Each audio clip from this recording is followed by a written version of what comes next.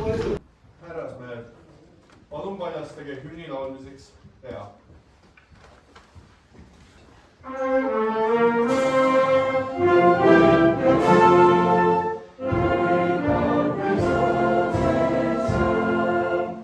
Alustame Tartu rahu 106. aastapäevale pühendatud Tartu gümnaasiumite koosolekut.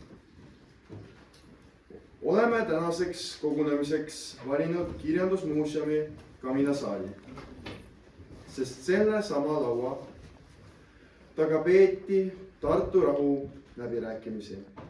Anname sõna linnapeale Urmas Klaasile. Palun. Hoiame Tartu rahu kui meie riigi alustala, aga hoiame Tartu rahu ka oma hinges. Ilusat pidupäeva, aitäh!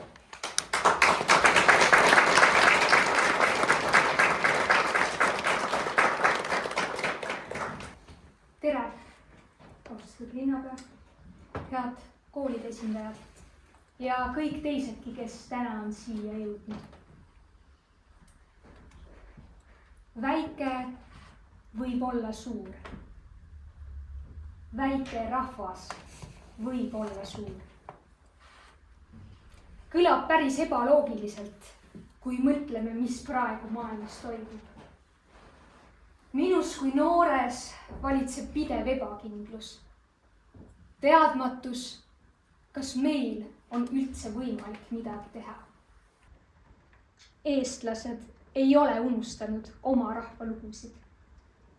Need püsivad alles nagu mõned kohanimed, 100 ja 1000 aastaid. Ning me tuletame neid aeg-ajalt meelde.